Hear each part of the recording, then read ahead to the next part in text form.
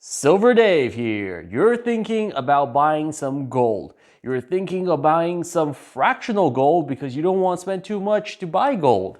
And you're thinking maybe you might want to pick up a sovereign because the premiums are low. Well, what should you look for when you're buying the sovereign? Let's find out.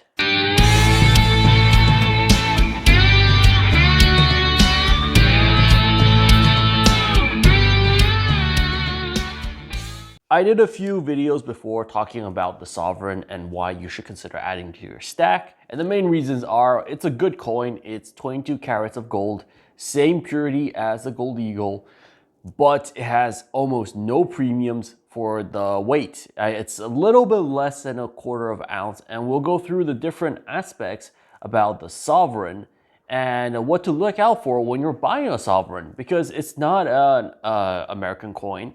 And most of my viewers I know are American and they're not so familiar with European gold coins.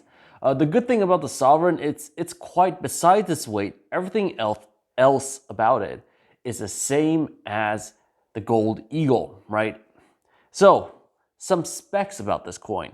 First of all, the coin is 22 carats, same as a gold eagle. What does that mean? It means that 22 carats is 91.7% gold, and the rest of it is typically copper and silver. And why do they do that? It's to make the coin a little bit stronger. It's to make the coin so that it can be handled by hand and it's not too soft and it will not bend. That's why they add a bit of copper. It is still 8 grams and it contains 7.32 grams of fine gold. How much is that in ounces? I know most of my my viewers from the United States think in ounces, both the Canadian viewers and the guys from the United States. You guys think in ounces, so it's 0.235. It's 0.235 ounces. So it's tiny, a smidge under, like a very small amount under a quarter of an ounce.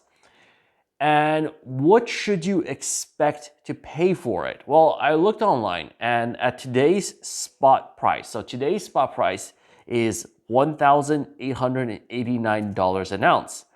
And I know I pay, if you're going to convert it to the ounce amount, the coin has a gold value of $445, right? I know I paid less than that for most of my sovereigns because I bought it when it was on the dip. I think I paid for this George sovereign $430 something dollars, the coin. So I did pay under spot. But what you should expect for this coin, that means if you're buying it today at the spot, where the spot price is $1,889, you can expect to pay a little bit more, probably around 5% above spot for the coin. And specifically for the George sovereigns, I'm going to talk a bit about there are different types of sovereigns, but specifically for the gold sovereign, especially the older circulated gold sovereigns, you're paying almost at spot, maybe just a smidge over, like 5%, 4%, 3%, depending on your dealer, if you know them, depending on the quantity you buy, but it should not be too much above spot. Now, its competitor in the same gold weight range is the quarter ounce gold eagle, right? Now, the gold eagle is better known, especially in North America. But the gold eagle does have, it's got many qualities, but it has some downsides. And one of the major downsides for the quarter ounce gold eagle is a premium. So today I checked up, looked up on a few different sites, what is the gold eagle going for? And I'm not talking about buying 100 gold eagles. I'm talking about buying 1 quarter ounce gold eagle. How much would that cost me? And that would cost me $550 to $50, somewhere around between $550 and $555, depending on who you're looking at. Its gold content is $472. So you're roughly paying between a 16% premium to a 20% premium. Now think about that. It means that today's gold value needs to go up 20% for you to make up that difference. While on the sovereign, you only needed to go up 5%, right? That's a very big difference. For reference, during the biggest bull runs of gold, you typically see gold go up 20%. So basically, you will lose 1 year of your stacking value if you buy the quarter-ounce gold eagle. That's how much premiums hurt your stacking over time. Like I say, stack gold, stack silver, and try to get as low premiums as possible, because premiums is that you're just taking on extra risk, you're taking up extra, you're paying more, you're not getting as much gold for your money, and it's not, you want to pay as less premiums as possible and get as much gold as possible, right? And it's not money going into your stack, it's actually money that's just lost. You're not necessarily going to recover it. Will your dealer buy your quarter-ounce gold eagle back at back with the premium? Unlikely. The premium is in their pockets. And will they buy the sovereign at spot? Yeah, they will buy the sovereign at spot. Most gold dealers might pay a little bit more above spot for the gold eagle, but not much. I mean, not much more, because still, there's not that much demand for physical gold like stackers. People, unlike silver, silver is relatively, like I say, for most small denominations, silver is relatively liquid. Most coin shops will take up silver because it doesn't cost them a lot to pick up silver. And there's always a demand for silver, like people wanting to buy precious metal silver, either just for stacking or presents. Like, I have some colleagues, and I asked them what did they get their nephews and nieces for Christmas, and they were like, yeah, we bought them some silver, like a few cool semi-numismatic silver coins, and then we're going to send some people some postcards, and then there's a bit of silver in it. So there's a tradition of also like buying some precious metal and giving it as a present, and that happens with silver bullion more than gold bullion. It used to be gold bullion, but then gold got a bit too expensive and people stopped using that. So they're just giving away gold. There was a time when, your uncle would give you a gold coin for Christmas, because a gold coin back then, maybe like 30 years, 20 years ago, a bit more would be, instead of being, this is a 20 Swiss franc coin, it would be 50 Swiss francs. And now it's 300. I doubt like anybody's gonna give you a 300 a $300+ gold coin. That'd be a pretty nice present for Christmas. But $50 gold coin, it's very, you can imagine it, or it's very feasible to give a nice Christmas gift like that. $50 is a video game. It's cheaper than a video game these days. So compared to the gold eagle, back to the point, compared to the gold eagle, the sovereign has very, very low premiums. You're expected to pay almost a third of the premium for roughly the same gold content, right? That makes it a great deal. That makes it an amazing deal. So what else do you have to look for when you look for the sovereign? So this is the part where you need to be able to differentiate bullion type sovereigns and somewhat semi-numismatic type sovereigns. And the funny thing about sovereigns is that the modern day sovereigns with Queen Elizabeth on the coin, there are less of them compared to older king sovereigns. You're like, wait, why? Why are there less modern day sovereigns? Like, shouldn't we be making more sovereigns today compared to the past? Well, you have to remember that when these coins were made, they were made for circulation and as reserve, as reserve currency. The sovereign, they funded war efforts. They funded war efforts in the First World War. So these coins were made in mass. The quantities, like the gold content and everything, did not change when they made the new sovereigns. It's just that they reduced the quantity of sovereigns because, honestly, people are not using sovereigns to buy their groceries. Back then, people might have paid, one sovereign was probably a blue collar worker's monthly salary. And if your rent was probably maybe half a pound or even less, depending on where you lived. If you had 5 sovereigns and you pay your rent in sovereigns, like you pay 5 sovereigns a month for your rent, you'll be living in a mansion. This was a lot of money back then. It was like, yeah, it's a serious amount of of money, a sovereign. A lot of people, like, they store their wealth in sovereigns. The banks held sovereigns as their reserve.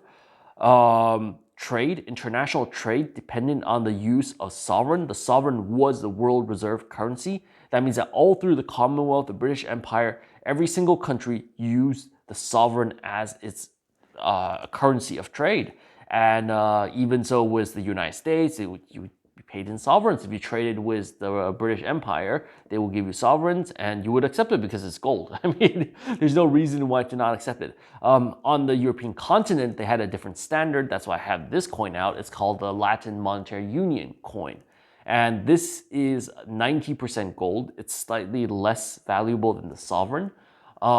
It's smaller. It's only 21 millimeters in width. It's slightly thinner. It's only 5.8 grams of gold, so less gold content, and it's 20 francs. So it's a very different unit. The fun thing is, like this one, this is a Swiss. Let's take this out. This is a Swiss LMU coin. It's 20 francs. And you can see the exchange rate back then. Okay, 20 francs was less than a pound in terms of its value. You can physically see the value. That 1 pound was worth was worth almost 50% more than the franc. That's pretty interesting. No, wait, it's even more. 7 point. Yeah, it's worth a lot more than the franc. 1 pound was worth more than 30 Swiss francs, roughly. So yeah, 1 pound has the rough equivalent gold content as 30 Swiss francs. What's the exchange rate today? The exchange rate between the pound and the Swiss franc is almost 1.3 Swiss francs to the pound. You're like, whoa, wait, what? How much did the pound debase itself? The pound lost a lot of value because as a world reserve currency, they started printing more money. They started funding war efforts. They started going lower in terms of their monetary value. The gold franc, actually the Swiss franc, was backed in the constitution by gold until, like, I think the 80s, 90s. So for a long time, the Swiss franc was backed by gold. That's how it maintained its relative strength for over a long time, and also because of the stability of the country and everything else. But gold played a role in maintaining the strength of the Swiss franc relative to other currencies, such as the pound, which moved out to a paper-based currency, and then started devaluing the currency, and then started doing what we call today quantitative easing in order to fund war efforts. Does that sound familiar? Yes, it does, because that's exactly what the United States is doing today. Is that, it's the world reserve currency, and so it kind of has a free pass to pump money out, and at the expense of everybody else holding the dollar as the reserve currency. And then you have to think, who else wants to hold dollars for such a long time? I mean, there's a strategic reason why they might want to hold dollars, but there's also, like, if the United States debases its currency too much, maybe its allies will not hold the dollar and will start holding more, like euros, or will start holding the yuan, depending on their trade partnerships. It's hard to say. Maybe they might decide to actually hold dollars still. I don't think the dollar is going to go away. I think that they're going to devalue the dollar. And it's exactly like what happened with the pound. The pound was a world reserve currency. People forget about it. It wasn't always a dollar. And through the wars and then through the different conflicts the Commonwealth had, and the debasement of currency in the Commonwealth, it started losing its purchasing power and it started losing its status as a premier reserve currency. people don't like holding reserve currencies that lose value. That's a fact, because then they can buy less. For other countries, holding reserve currency is really one way of being able in the future to purchase goods and services without having to have the storage space, right? If you want to hold dollars, the reason why you hold dollars is because you can use dollars to buy oil.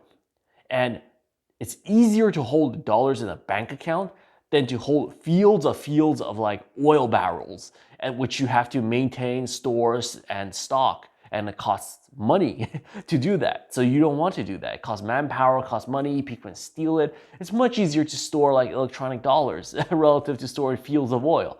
That's why people store dollars instead of, but they know that they can use dollars to go to US friendly countries and buy oil from them and then bring the oil and use it. It's sort of like a better storage option. But what happens if you start debasing the dollar a lot? Well, people can buy less oil if the oil price stays constant. Right now, oil is super cheap because of there's a deflationary force. There's no demand. Nobody's traveling. Nobody's flying around. People are producing less. We're consuming less, and it's driving the economy into a recession because of that. But so people are demanding less oil, so people still buy maybe more oil with dollars. Actually, oil I think is kind of on sale right now for many countries, and they are just stacking up on oil. they are just going all in. They're like, we'll never see oil prices this cheap in such a long time. Oil doesn't rot, it just sits there. It used to sit underground. You can just bring it up above ground and store in metal containers and you just stick it there, and that's your strategic reserve.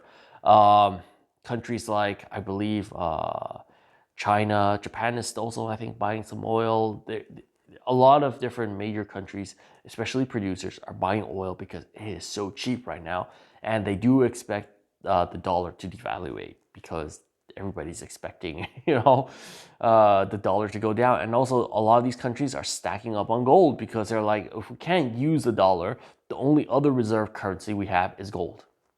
They don't really have a choice. They either have dollars or they have gold.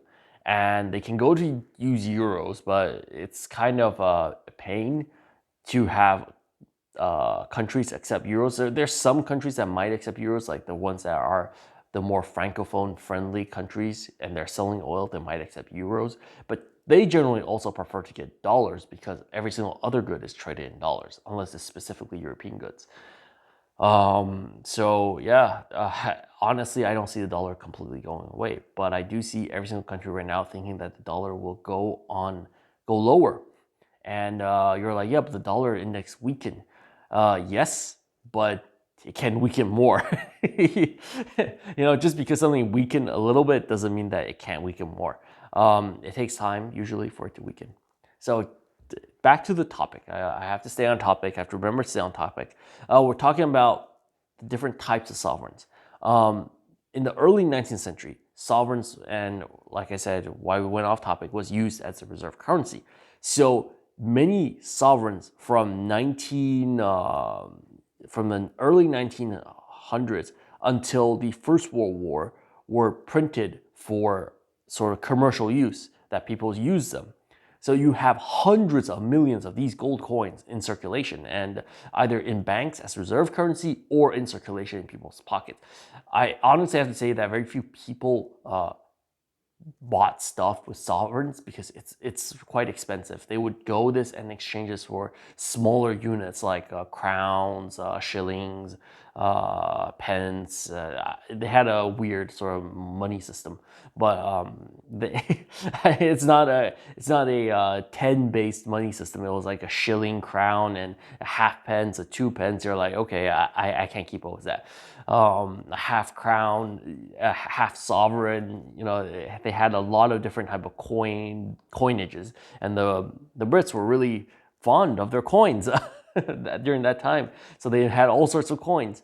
But sovereigns were mainly like you were paid. It was kind of like if you were paid a big check, and this is what you took. You took the bank, you exchanged it for smaller amounts. So they are circulated. They're not in perfect condition, but they are in decent condition. Like typically when you measure a sovereign, it should come out as 8 grams. I bought quite a few sovereigns. I don't have a single one which is under 8 grams. They're all slightly above. So they don't have so much wear that, you know, yeah, it's 8 grams. You see like a high level deterioration in the gold content and the coinage weight. So that's pretty good. Even these older Edward sovereigns, these are over 120 years old. These Edward sovereigns. And the other thing about the King sovereigns is that they were printed in the hundreds of millions. They're widely available. They typically trade at, I would say, 3 to 5% above spot for its gold content weight, for its gold content. And yeah, and they have wear, but it's not enough to just say that like they have less gold. They have the more gold than on the spec sheet, basically more than the 0.235 ounces of gold, fine gold content. However, there is one type of sovereign that I think if you're trying to just stack for weight, you should not go for, and that is the modern Elizabeth sovereign. And why do I say that? It's because if you look at these sovereigns, these are bullion sovereign. They're circulated. They're traded at their spot. Pretty much it's traded at their spot price. But the modern Elizabeth sovereigns, they are trading above spot, much more above spot, because they're not minted in the hundreds of millions. These are hundreds of millions. The Elizabeth sovereigns are minted in the hundreds of thousands, right? In total, like, I didn't do the full math, but I was seeing that every single year there's like maybe 1,000 minted, 2,000 minted, or 10,000 minted, 20,000 minted. I would be surprised if there's more than 2 million modern Elizabeth sovereigns in use. And the reason is because when Elizabeth came to power, they were already on the path to moving to paper, like fiat currency. They were no longer using the sovereign as a reserve currency to pay for war efforts. They moved on to paper money, which is more convenient for a lot of central banks. So the sovereign wasn't minted for the purpose of circulation and being put into use. It ended. I think it was in 1932 that like the sovereign as a public circulation coin was ended. Afterwards, that was the last, I think, George sovereigns were minted in 1932. But after that, after the 30s, that means after the Second World War, Elizabeth sovereigns, which were minted, are purely numismatic sovereigns. I would call them almost semi-numismatic sovereigns for coin collectors and gold coin collectors. They have a premium of about 15 to 20%. So they're much closer to the gold eagle in terms of premium on the coin.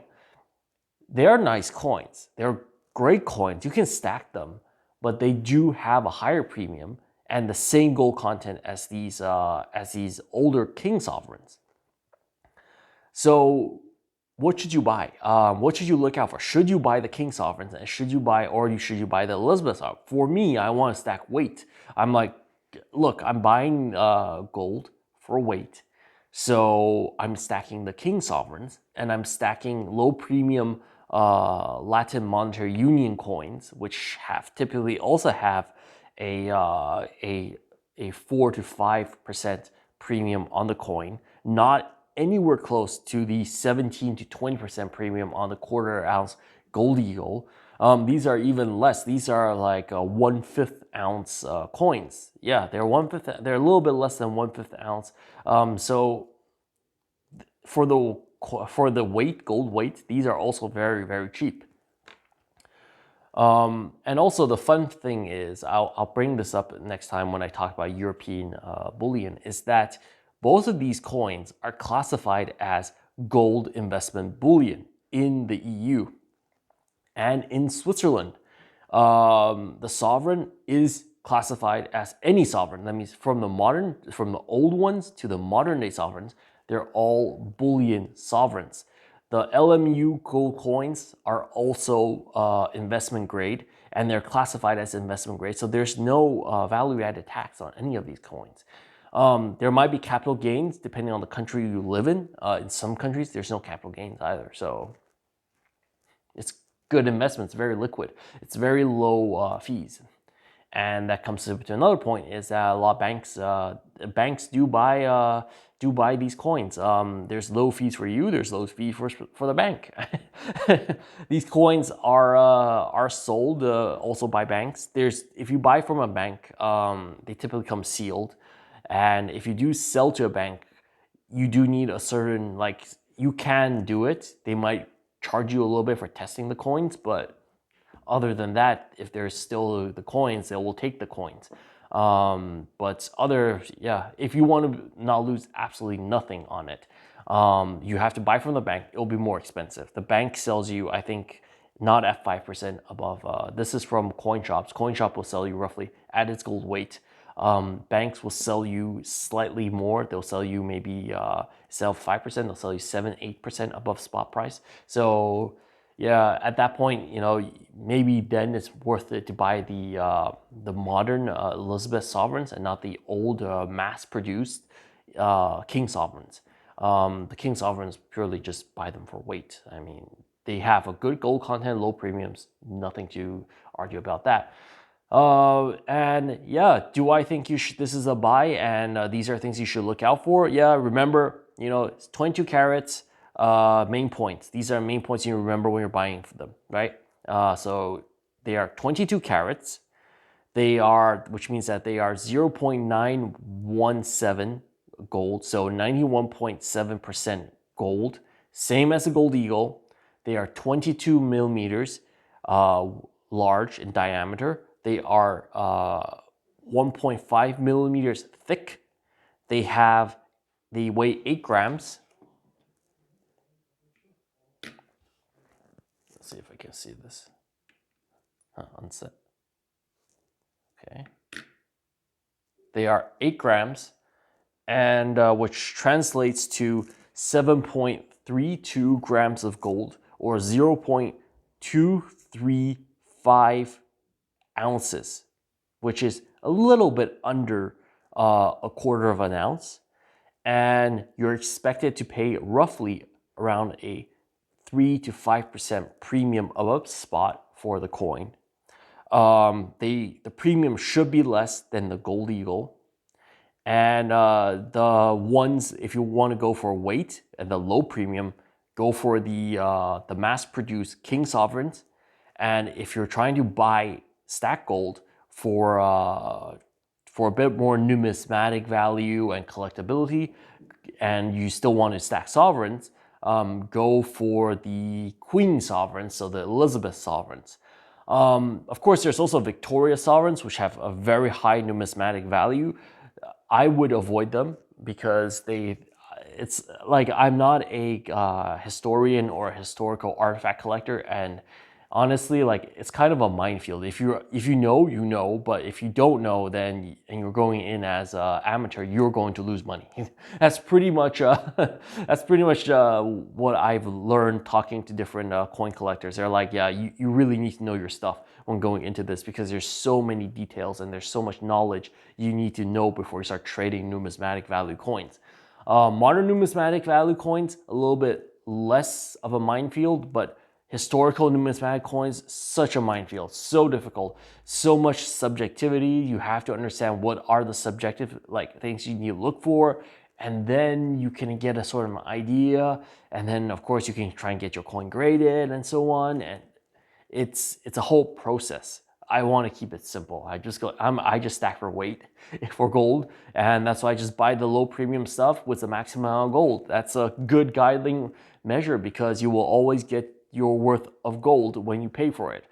That's what I wanted to tell you about the sovereign and what to look out for when you're buying the sovereign. If you have more comments, write them below. I like talking to you guys. I reply to every single comment, and I always learn stuff. I don't know everything. I don't know everything about gold and silver. That'd be crazy for me to tell you, yeah, I know everything about gold and silver.